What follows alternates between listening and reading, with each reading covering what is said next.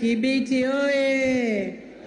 Ndugu zangu, nilipopita hapa tarehe 20 mwezi wa 9 2023, mliniomba ujenzi wa barabara ya Bungu Nyamisati kilomita 42.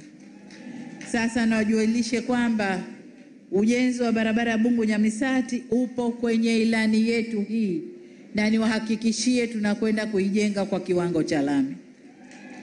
Lakini miradi mingine ambayo tunaenda kuishughulikia ni pamoja na barabara ya Kibiti Mtumba, na yenyewe tunakwenda kuijenga, inayounganisha Kibiti na Ikwiriri, na barabara ya Rufiji mpaka Mbwela ambayo ipo katika hali mbaya na inahitaji maboresho, tunakwenda kuishughulikia.